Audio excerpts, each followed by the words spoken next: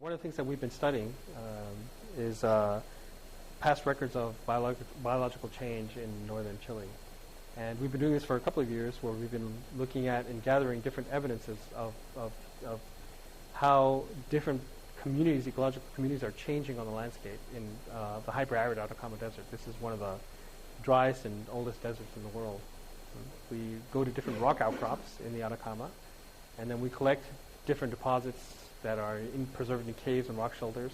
And these deposits are what we call them rhodamidons, and a midden is an accumulation of a bunch of debris that are collected by mice and rats and hoarded into a small area, a small cave or a small alcove. And in this and they include different things like flowers, leaves, seeds, also lots of fecal pellets and insects even. And all this stuff is encased in urine, in a crystallized matrix of urine. And it can last for thousands of years. In fact, we have samples that are tens of thousands of years old, even beyond the limit of radiocarbon dating. That's how long they preserve on the landscape. The information that we get out of them is really interesting, because we can actually look at variations in pellet size, and we can actually do a statistical analysis of variations in pellet size over time.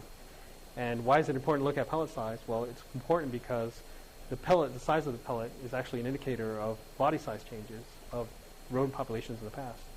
And body size change is one of the key factors that permits mammals to adapt to climate change. And in fact, usually there's a very well-known ecological rules, for example, that as temperatures get warmer, the same animal will actually tend to get smaller.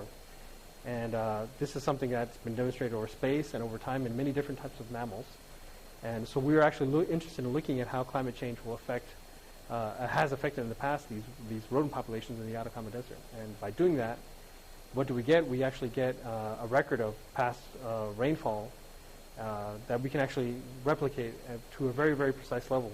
A reliable rainfall record of the past several thousand years in the Atacama Desert is actually one of the things that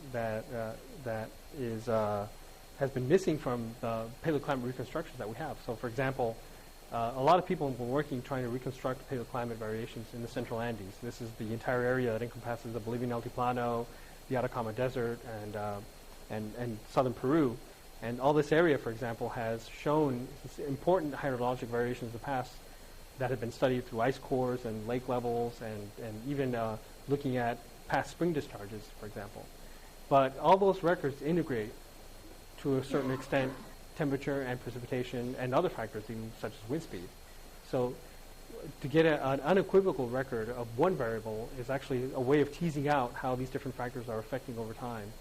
And that's actually something that we can do in the Atacama with these variations in rodent body size. The most interesting thing that we found is that on the landscape level, you get these big community changes in terms of the vegetation that are driven by past rainfall change.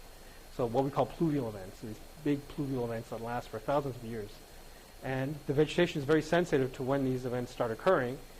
And of course, it's very sensitive to when the precipitation finally drops out, the rainfall finally drops out, so you get a massive die-off. But actually, with these sort of records of the body size variations, we find that it's much more sensitive to changes that are occurring on faster timescales, on the centennial timescale, for example, or on the submillennial timescale, where you don't really see changes in plant diversity over time as significant and as sensitive as the body size record is.